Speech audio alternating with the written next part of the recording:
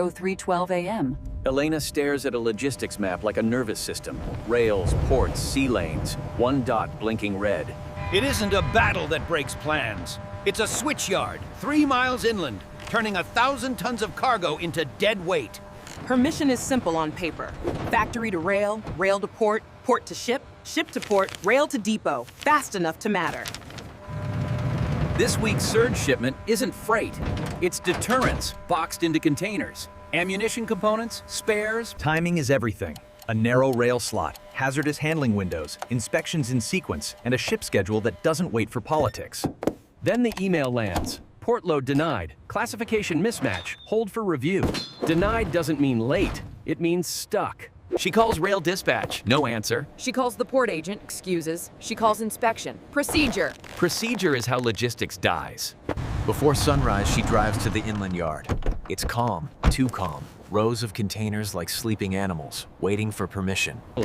The problem isn't damage. It's a queue. Defense cargo demands certified staff, special cranes, secure zones. Rail can move the load to the port, he says, but can't hand it over until the paperwork matches the cargo code.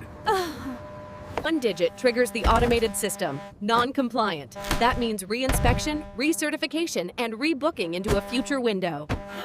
Missing this ship doesn't cost hours. It costs a week. In defense planning, a week is an eternity. At the port, the vessel loads anyway, commercial containers stacking fast. The port is a machine that hates exceptions. Defense freight is all exceptions. Security checks, stow plans, chain of custody. Every exception adds friction, and friction eats time. Then the Atlantic adds pressure. Storms force reroutes, shifting arrival windows, reshuffling berths on the European side. The European agent warns her, miss this slot and you miss inland rail too. Trains are already sold, like airline seats. Crisis doesn't come alone. It arrives in bundles. A reject. She escalates to a multi-agency call. Rail, port, customs, safe, insurance, military reps. Each voice helpful, each boundary immovable. We can't waive it, they say. We can't insure it. We can't move it without certificates. Not our problem, just our procedure. Elena finally says it. If we follow the normal process, the shipment becomes irrelevant before it arrives. That's when she realizes the truth. The bottleneck isn't steel or cranes. It's permission. Export. The Alliance built systems that assume speed, but runs on peacetime rules designed for commerce and delay. Efficiency is brittle. When demand surges, brittle systems crack because they were built for lowest cost, not redundancy. A workaround appears, a temporary priority corridor, if she collects signatures from regulators, agencies, and an insurer. A priority lane still runs through choke points. It just moves you to the front of a line that shouldn't exist. So she stitches Zools like a surgeon in a blackout. Yeah. Finally, the terminal status updates. Accepted, conditional. Conditional means one more problem, and it collapses again. A crane lifts the container slowly, swinging like a pendulum over sea wind. For a moment, it feels like victory. Then her phone buzzes. Europe warns of an inland rail strike in 48 hours.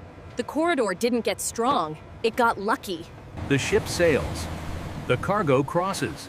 Later, someone will say, "See? The system works." Elena knows what really happened. It didn't work. It survived because people bent processes, pulled favors, and stayed awake. Temporary corridors aren't strategy. Improvisation can't be the backbone of deterrence across an ocean. Back at dawn in the rail yard, the crisis fades into quiet, like it never existed. That's how fragile systems hide. She writes one line in her report. We don't have a supply chain. We have a chain of single points of failure. A new risk appears. The data systems don't trust each other. One portal says cleared, another says unknown. Then the insurance wall. The underwriter refuses coverage unless every label, seal, and code is perfect, because liability travels faster than ships.